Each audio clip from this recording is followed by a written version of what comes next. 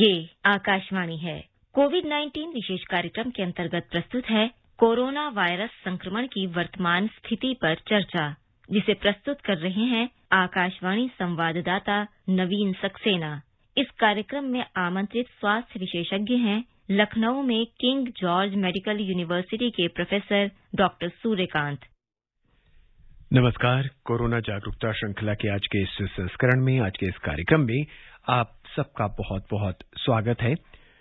Corona virus ने दुनिया भर में तबाही मचाई है और इसके प्रसार को रोकने के लिए रिकॉर्ड समय में वैक्सीन भी तैयार हो चुकी है। जहां तक भारत की स्थिति की बात है तो हम आपको बता दें कि देश में कोविड के जो मामले हैं वो तेजी से घट रहे हैं और इसके साथ अब ये जो संख्या है वो लगभग 7 लाख रह गई है और संक्रमण से स्वस्थ होने की जो दर है वो भी सुधरकर 96.49% पर पहुंच गई है। भारत में टीकाकरण की बात करें तो भारत ने 29 करोड़ 10 लाख से अधिक कोविड टीके लगाकर एक और जो है बहुत बड़ी महत्वपूर्ण उपलब्धि हासिल कर ली है। नई टीकाकरण नीति आई है, उस पर अमल हुआ है और नई टीकाकरण नीति के पहले ही दिन करीब 80 लाख से ज्यादा टीके लगाए गए और ये भी एक बहुत बड़ी उपलब्धि है, एक शानदार कामयाबी है। जहां एक और टीकाकरण से लगे स्वास्थ्य कर्मियों को इससे उत्साह है, वहीं आम लोगों को भी टीका लगवाने के लिए ये उपलब्धि जो है प्रेरित कर रही है।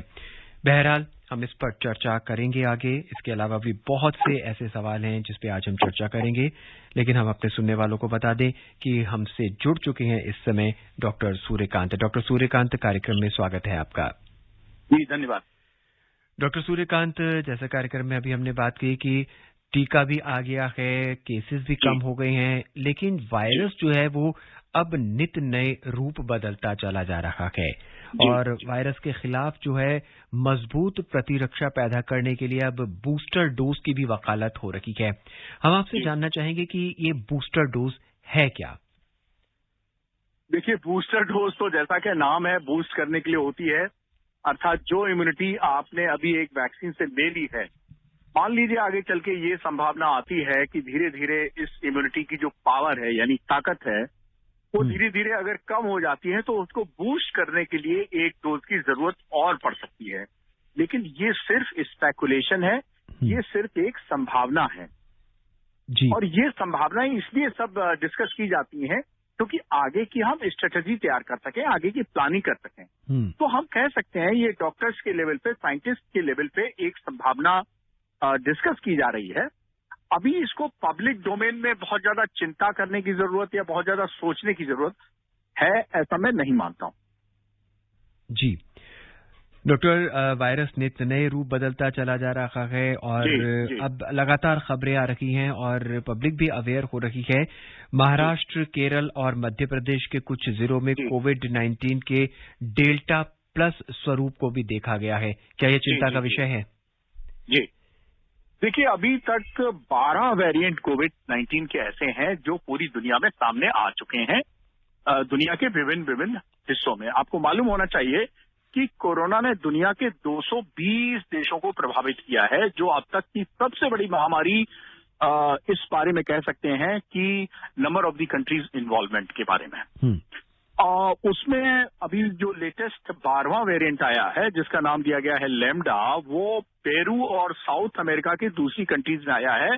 यह भी रिपोर्ट हुआ है 14 जून को जी। लेकिन आप ठीक कह रहे हैं कि सबसे ज्यादा जो चर्चा हो रही है वो डेल्टा प्लस वेरिएंट की हो रही है, लेकिन बहुत घबराने की हमें जरूरत इसलिए नहीं है क्योंकि 135 करोड़ के देश में, जिसमें 28 राज्य और 8 केंद्र शासित प्रदेश हों, ऐसे बड़े देश में अगर सिर्फ 22 मामले अभी तक रिपोर्ट किए गए हैं तो ये कोई चिंता का सबब नहीं है। लेकिन हाँ, हमें जो है इसको ध्यान में रखना पड़ेगा कि ये बहुत ज्यादा स्प्रेड ना होने पाए, क्योंकि ये एक बड़ी चुनौती और एक बड़ा खतरा बन सकता है। जी डॉक्टर सूर्यकांत, इसमें भी क्या वही सब सावधानियां बरतनी पड़ेंगी या हमें कुछ और ख्याल रखना पड़ेगा? देखिए, प्रधानमंत्री जी ने 16 जनवरी 2021 को जब टीकाकरण का शुभारंभ किया था, सौभाग्य से मुझे भी उस दिन टीकाकरण अपना करवाने का मौका मिला था। मैंने भी अपना हमारा संस्थान है king George medical university Lucknow में, तो उसमें पहले दिन पहला टीका लगवाया था। उस दिन उन्होंने एक बहुत बड़ी बात कही थी। उन्होंने कहा था दवाई भी और कड़ाई भी। जी। तो देखिए, हमें उस प्रधानमंत्री जी के जो ध्येय वाक्य है उसको भूलना नहीं है। दवाई भी कड़ाई भी, यानी वैक्सीन भी लगवानी है और हमें अपनी वो जो अनुशासन है हमारा, यानी कि कोविड एप्रोप्रिएट बिहेवियर, उसका पालन जरूर करना है। वो क्यों करना है उसका मैं एक साइंटिफिक रीजन देता हूँ जी। लोग समझते हैं कि वैक्सीन लग जाएगी, इम्यूनिटी आ जाएगी, तो फिर क्यों ये सब करना। इसलिए करना क्योंकि वैक्सीन है, ये समुद्र मंथन से पैदा हुआ अमृत नहीं है। आपने सुना होगा देवताओं और असुर के बीच में एक समुद्र मंथन हुआ, उसमें से अमृत का कलश निकला था। तो भाई ये अमृत नहीं है, ये सिर्फ और सिर्फ वैक्सीन है। और वैक्सीन लगने के बाद हमारे सांसों के अंदर अगर हम मास्क नहीं लगाए हैं, अगर हम 2 गज की दूरी नहीं रख रहे हैं, तो ये कोरोना वायरस किसी भी कोरोना संक्रमित के व्यक्ति से जो कि छींकने, खांसने या बिना मास्क के बातचीत करने से निकलता है। जी हाँ, 3 ही केवल स्रोत हैं जहां से कोरोना वायरस निकलता है और फैलता है। वो होता है खांसने से, छींकने से और कोरोना संक्रमित व्यक्ति के बिना मास्क, यानी मास्क हटाए या बिना मास्क लगाए जो बातचीत करते हैं तब। जी। अब ये वायरस अगर कोरोना संक्रमण व्यक्ति से निकल रहा है इन 3 माध्यम से, तो हम वैक्सीन लगवाए हुए हैं, उसके बावजूद भी हमारी सांसों के साथ सांस की नली में नाक के माध्यम से जा सकता है और अगर हमारे अंदर चला गया है तो हमारे सांस के माध्यम से बाहर भी आ सकता है।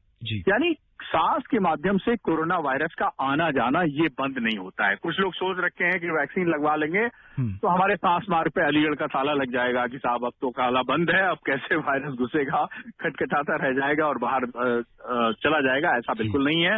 इसलिए वैक्सीन मैंने जैसा मैंने बताया, तो मैं भी आज तक कोविड अप्रोप्रिएट बिहेवियर का पालन कर रहा हूं और मैं आपको भी यही सलाह दूंगा, आपके सभी आकाशवाणी के दर्शकों को, कि आपने टीका लगवा लिया है तो ठीक, यानी टीका के पहले भी और टीका के बाद भी।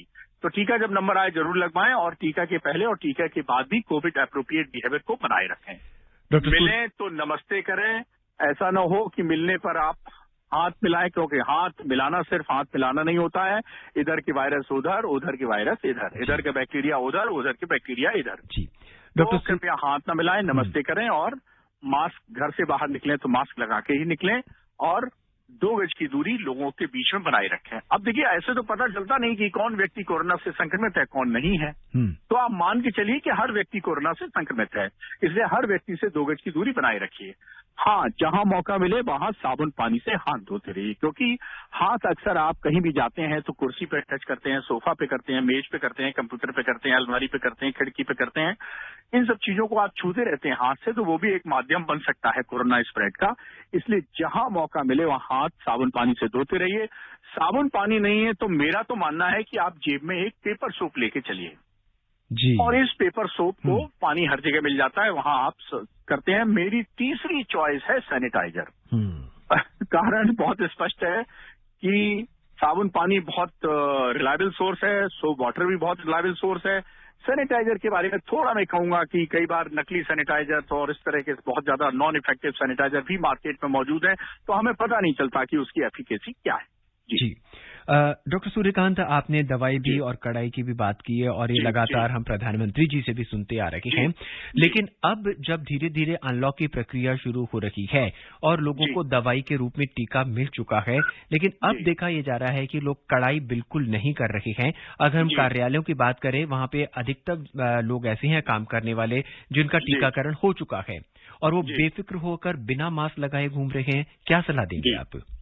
नवीन जी, इसलिए तो आकाशवाणी पे हम लोग कार्यक्रम कर रहे हैं, यही तो कारण है। अगर लोग बढ़िया सा कोविड एप्रोप्रिएट बिहेवियर अपना रहे होते, कड़ाई अपना रहे होते, भाई अब देखिए सुननी तो पड़ेगी भाई, या तो आप डॉक्टर सूर्यकांत के सुन लो, ना डॉक्टर सूर्यकांत की सुनना चाहें तो भाई देखिए, बुजुर्ग हैं, घर के मुखिया की तरह हैं, 135 करोड़ लोगों की चिंता करते हैं, भारत के प्रधानमंत्री हैं और दुनिया में उन्होंने दिखा दिया है कि भाई किस तरह से लीडरशिप दी जाती है, चाहे वो बीमारी हो या कोई दूसरा इश्यू हो। तो उनकी बात तो कम से कम हम लोगों को माननी ही चाहिए। अपने घर के बुजुर्ग होने के नाते, घर के मुखिया होने के नाते और देश के प्रधानमंत्री होने के नाते हमें उनकी बात माननी चाहिए। और आप देखिए, घर से बाहर निकलें जरूर, लेकिन आप जो कोविड का अनुशासनात्मक व्यवहार है उसका पालन अवश्य करते रहें। जी डॉक्टर, अब बच्चों को लेकर हम थोड़ी सी बात शुरू करते हैं। जी हाँ। बच्चों को करीब 1 साल हो गया है, ना तो वो स्कूल ही गए हैं और ना ही बाहर खेलने जाते हैं। अब बच्चों को इससे बचाव के लिए, क्योंकि अब धीरे धीरे अनलॉक की प्रक्रिया शुरू हो रही है, लोग अपने बच्चों को लेकर बाहर भी जाएंगे, तो अब उनके लिए हमें क्या खास सावधानियां बरतनी होगी? देखिए, बच्चों के लिए मैं आज 2-3 खुशखबरी लेकर आया हूँ।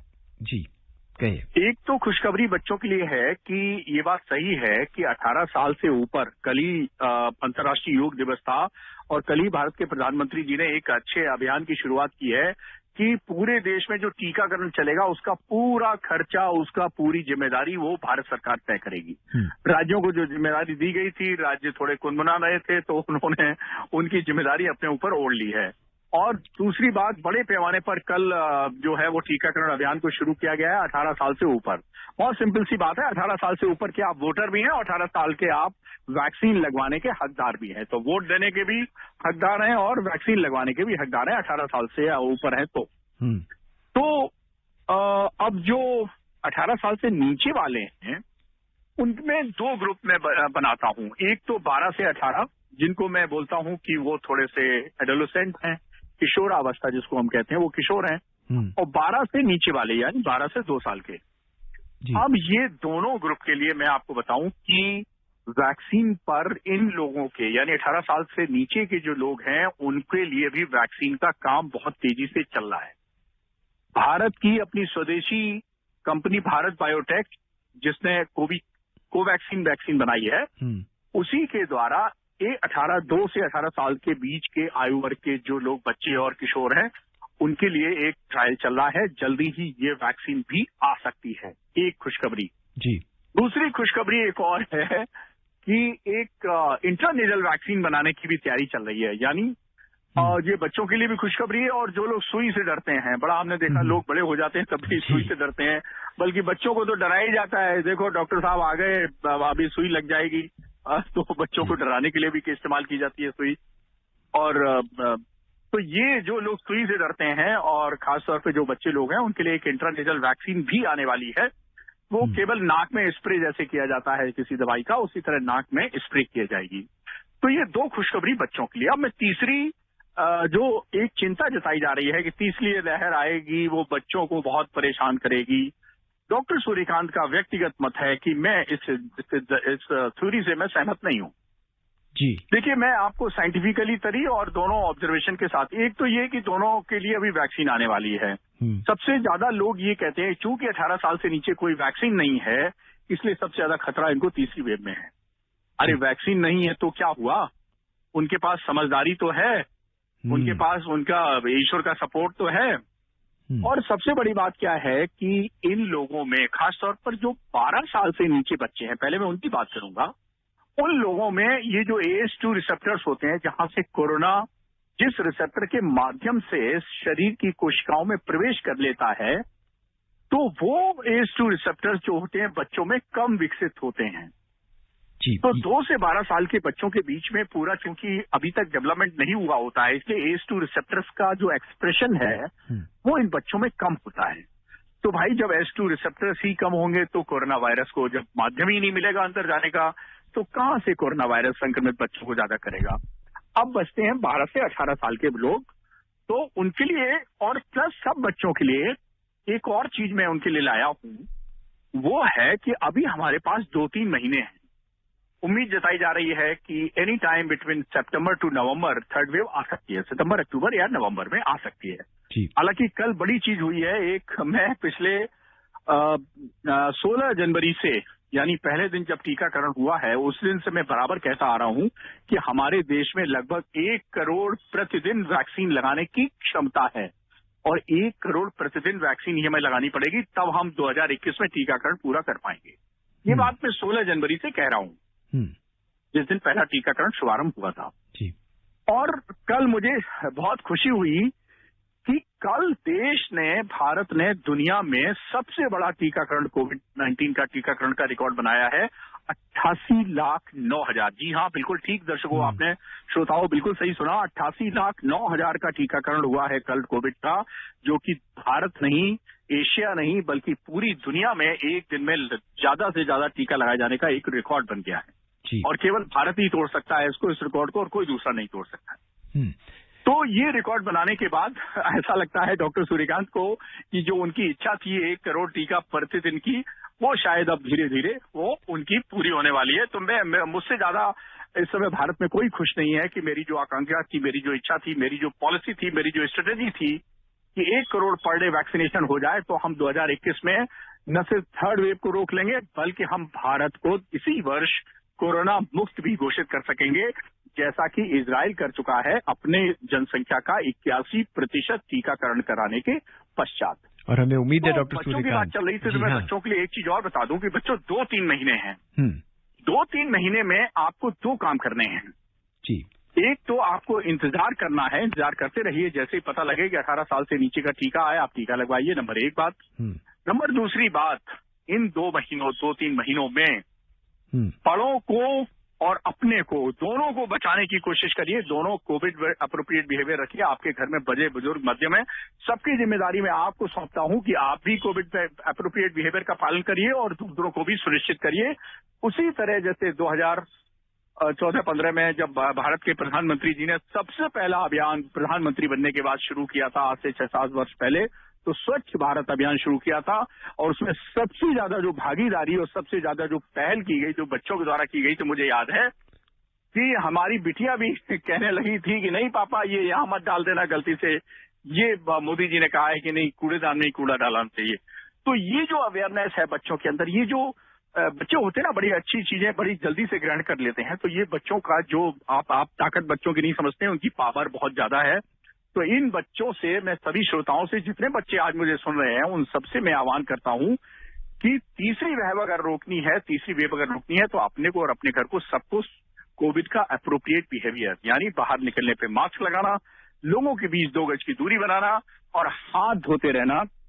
साबुन पानी नहीं है तो अपनी जेब में एक पेपर सोप रख लेना, उससे धोते रहना, और कुछ नहीं है तो सैनिटाइजर से साफ कर लेना। डॉक्टर सूर्यकांत हमारे पहले श्रोता डॉक्टर सूर्यकांत जुड़ चुके हैं। आइए बात करते हैं उनसे। छत्तीसगढ़ के बलरामपुर से वीरेंद्र कुमार, उनका सवाल सुनिए। वीरेंद्र जी, स्वागत है आपका, क्या जानना चाहते हैं? जी सर, सबसे पहले तो मैं सूर्यकांत जो डॉक्टर साहब है उनको मैं सर उनको गुड मॉर्निंग बोल दीजिए मेरे तरफ से। जी सर, नमस्कार कहिए सर। नमस्कार जी, नमस्कार, मैं खुद ही बोल रहा हूँ, मैं डॉक्टर सूर्यकांत बोल रहा हूँ जी। कहिए क्या जानना चाहते हैं? नमस्कार कर रहा हूँ जी। जी सर, बड़ा मुश्किल से फोन लगा और मैं एक ऐसा पेशेंट हूँ, आंख से नहीं देख पाता हूँ, आप मेरे से बात कीजिए। जी सर, मेरे को एक हाइड्रोसिल है और एक मैं शुगर का पेशेंट हूँ, तो कहने का मतलब मैं सर कोरोना का टीका ले सकता हूँ या नहीं? बिल्कुल 100% नहीं, आप 1000% टीका ले सकते हैं। आप एकदम टीका लग सकते हैं बिना किसी सोच विचार के, निश्चिंत होकर टीकाकरण कराइए, कोई दिक्कत आपको नहीं होने वाली है। जब हाइड्रोसील का ऑपरेशन कराना हो भविष्य में तो करा लीजिएगा। और आपने बताया सीजर डिसऑर्डर के भी पेशेंट हैं, तो अपने जो भी डॉक्टर हैं उनकी जो दवा आपको दी जा रही है वो दवा खाते रहिए। ऐसा ना हो कि जिस दिन आप टीका लगवाने जाएं उस दिन दवा न खाएं। तो जो लोग अन्य किसी भी बीमारी से पहले से पीड़ित हैं वो कृपया अपनी दवा को कंटिन्यू करते रहें जिस दिन टीका लगवाना हो, और टीकाकरण करवाने वाले दिन खाली पेट मत जाइएगा, नाश्ता वाश्ता करके जाइएगा, अपना मनपसंद नाश्ता, बहुत मस्ती से जाइएगा, एक अटेंडेंट साथ लेके जाइएगा, पानी अपने साथ लेके जाइएगा कि डिहाइड्रेशन ना हो जाए, गर्मी चल रही है आजकल, और अपनी जो दवा खाते हैं सुबह खाली पेट या नाश्ते के बाद वो जरूर खा के जाना। जी, हमारे अगले श्रोता हैं उत्तर प्रदेश के रामपुर से अमरजीत। अमरजीत जी, स्वागत है आपका। सर जी नमस्कार। नमस्कार अमरजीत जी। सर नमस्ते आपको भी। जी, क्या जानना चाहते हैं?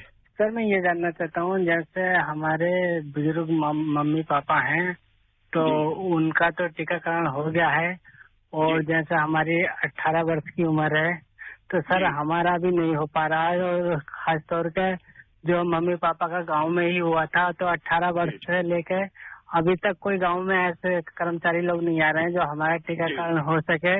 और खासतौर पे हमारा रामपुर शहर है तो सर सरकारी हॉस्पिटल को लिए कहते हैं वहाँ जाइए लगवाइए, तो सर ये गांव में अब सुविधा अब आ नहीं रहे हैं सर, कुछ ऐसा मुझे दिखाई दे रहा है सर। अरे अमरजीत जी भाई, आप कितने कामों से शहर जाते हैं, एक टीकाकरण के काम से भी शहर चले जाइए, क्या दिक्कत है? आप क्यों इंतजार कर रहे हैं कि गांव में ही टीका आए? आप तो युवा हैं, 18 साल से हैं, अभी आपको वोट डालना होगा तो आप मतदान केंद्र तक जाएंगे कि नहीं जाएंगे वहां वोट डालने? तो आप शहर के बहुत सारे काम से जाते हैं अपने शॉपिंग करने और पता नहीं क्या क्या करने हैं। तो अगर गांव में टीम नहीं आ पा रही है अभी तो आप चले जाइए। और एक काम और है, आजकल कंप्यूटराइज जो चीज का जमाना है, ऑनलाइन रजिस्ट्रेशन कर लीजिए और रजिस्ट्रेशन करवाने के बाद आपके गांव के पास जो मतदान केंद्र, जो आपका टीकाकरण केंद्र हो, वहां पे टीका लगवा लीजिए। बहुत आसान है। और अब उत्तर प्रदेश के रामपुर से रवि रस्तोगी। रवि जी, स्वागत है आपका। सिद्धार्थ जी नमस्कार, डॉक्टर साहब को भी नमस्कार। जी नमस्कार जी सर, मेरा क्वेश्चन ये है, मुझे थायराइड है, वैक्सीन लगवा सकते हैं क्या सर हम? बिल्कुल लगवा सकते हैं, एकदम लगवा सकते हैं। थायराइड की जो दवा खाते हैं आप वो खाते रहिए, और जिस दिन वैक्सीन लगवाने जाए उस दिन भी थायराइड की दवा खाइए। टीका बिल्कुल लगवा सकते हैं, कोई दिक्कत नहीं। हेलो जी जी सर। जी डॉक्टर सर सोनी बबरियाना से बोल रहा हूँ। जी सर मेरा क्वेश्चन है कि डॉक्टर साहब से एक क्वेश्चन पूछना। हाँ जी, कहिए, हम सुन रहे हैं, क्या पूछना चाहते हैं आप? सर मैं पूछना चाहता हूँ कि जो जिसको वैक्सीन लग चुका है, हाँ, वो जैसे दूसरा वैक्सीन है टेटनस टॉक्साइड वगैरह का, दोबारा लगवा सकते हैं? जी, दूसरा वैक्सीन किसका? दूसरी बीमारी का? हाँ, दूसरी बीमारी का डॉक्टर। हाँ, दूसरी बीमारी का वैक्सीन आप बिल्कुल लगवा सकते हैं। 2 हफ्ते का बीच में गैप होना चाहिए।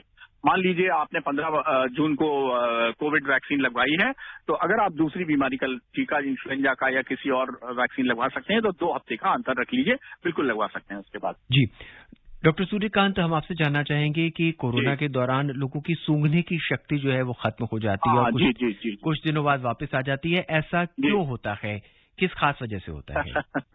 जी देखिए, ऐसा है कि मैंने अभी बीच में बताया था बच्चों के बारे में, जब मैं जिक्र कर रहा था कि ACE2 रिसेप्टर्स जो होते हैं उनके माध्यम से कोरोना फैलता है। जी, तो 9 अंग शरीर में ऐसे हैं जहां पर ACE2 रिसेप्टर्स ज्यादा होते हैं। उनमें से एक नाक भी है, उनमें से एक गला भी है, फेफड़ा भी है, ब्रेन भी है, आंख भी है, आंतें भी हैं, किडनी भी है। तो ऐसे कुल मिला के 9 वाइटल ऑर्गन्स होते हैं जहां पर ACE2 रिसेप्टर्स ज्यादा पाए जाते हैं। और इसीलिए जिस अंग में कोरोना एक्टिव हो जाता है, वैसे सबसे ज्यादा तो फेफड़े में पाए जाते हैं, इसीलिए देखिए आपके सबसे ज्यादा निमोनिया की प्रॉब्लम आती है कोरोना में। और मैं तो सौभाग्य कह लीजिए, दुर्भाग्य कह लीजिए, भाग्य कह लीजिए, जो भी कह लीजिए, मैं लंग का ही डॉक्टर हूँ। तो सबसे ज्यादा हमारे जो लंग के स्पेशलिस्ट हैं उन्हीं को कोरोना के मरीज देखने पड़ते हैं। तो सबसे ज्यादा चूंकि लंग में ACE2 रिसेप्टर्स होते हैं, इसलिए निमोनिया और दूसरे कॉम्प्लिकेशंस लंग के वो ज्यादा कोविड पाए जाते हैं। लेकिन नाक और गले में, जैसा मैंने बताया, उसमें भी होते हैं, और आंतों में भी होते हैं, पेट में भी होते हैं। तो कई बार लॉस ऑफ टेस्ट और लॉस ऑफ स्मेल और डायरिया, ये 3 ऐसे लक्षण हैं। वो भी थोड़े से अनयूजुअल लक्षण हैं, लेकिन ये भी हो सकते हैं और इसीलिए ऐसा होता है। लेकिन धीरे धीरे जैसे जैसे कोरोना वायरस ठीक होता है, जैसे जैसे हम उपचार करते हैं, जैसे जैसे समय बीतता है, वैसे धीरे धीरे डायरिया भी ठीक हो जाता है, लॉस ऑफ टेस्ट भी ठीक हो जाता है, लॉस ऑफ स्मेल भी ठीक हो जाता है। हमारे अगले श्रोता है बिहार के दरभंगा से मोहन पासवान। मोहन जी, स्वागत है आपका। धन्यवाद सर, प्रणाम। प्रणाम जी, प्रणाम। जो व्यक्ति कोरोना का टीका नहीं लिया, अन्य बीमारी और ब्लैक फंगस के डर से किसी तरह का जांच नहीं हुआ कि शरीर के अंदर कौन सा घातक रोग है सर, वैसे लोगों के लिए क्या माप है जिसे अपनाकर वह टीका ले लेकर? दूसरा है जो किसी मैं समझ गया आपका प्रश्न। देखिए, जो भी आपकी बीमारियां हैं उनकी जांच अवश्य कराएं और इलाज अवश्य कराएं, लेकिन कोई भी बीमारी आपके टीकाकरण में बाधा नहीं है। चाहे किसी को दिल की बीमारी हो, शुगर की बीमारी हो, ब्लड प्रेशर की बीमारी हो, गुर्दे की बीमारी हो, किडनी की बीमारी हो, लिवर की बीमारी हो, कैंसर की बीमारी हो, कोई भी बीमारी हो, आप उसका जांच और उपचार जरूर करें उस बीमारी का, लेकिन टीकाकरण में ये बीमारियां बाधा नहीं है। तो आप निश्चिंत होकर अपनी बीमारी का जांच भी कराइए, उपचार भी कराइए, लेकिन टीका भी लगवा लीजिए। हमारे अगले श्रोता हैं यशवंत जैन, ये शिवपुरी से हमसे बात करना चाहते हैं। यशवंत जी, स्वागत है आपका। जी, हेलो। हाँ डॉक्टर साहब, नमस्कार। जी नमस्कार।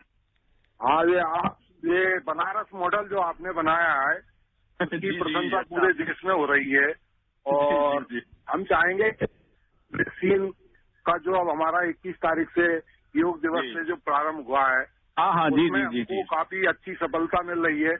और हम चाहेंगे कि लोगों में जो भ्रम पैदा हो रहा है कि हमारे को वैक्सीन लगाने के बाद इस तरह की जैसे बुखार आता है जी होते हैं, जो हमारे को वैक्सीन लगाने के बाद हमारे को जो थोड़ी परेशानी होती है जी, और उसको हम किस प्रकार से उनके निदान करें जिससे कि उनको ये मोबिलाइज कर सके। बहुत अच्छा है। आप वैक्सीन आपने बहुत अच्छा मुद्दा उठाया है। पहले तो आपको बहुत बहुत बधाई, आप इतने जागरूक नागरिक हैं कि रीवा में रहते हैं, बनारस की खबर रखते हैं। क्या बात है। अब चूंकि बनारस प्रधानमंत्री जी का संसदीय क्षेत्र है और सिद्धार्थ जी, मैं क्या बताऊं, पिछले महीने वहां पे बनारस में जब ज्यादा प्रॉब्लम हुई तो उत्तर प्रदेश में क्या है कि जहां भी कोरोना की ज्यादा प्रॉब्लम है डॉक्टर सूर्यकांत को भेज दिया जाता है, चाहे वो कानपुर शहर हो, आगरा शहर हो, मेरठ में तो 2-2 बार भेजा गया, लेकिन अभी मई के महीने मुझे बनारस भेजा गया था। बिल्कुल ठीक चर्चा की इन्होंने।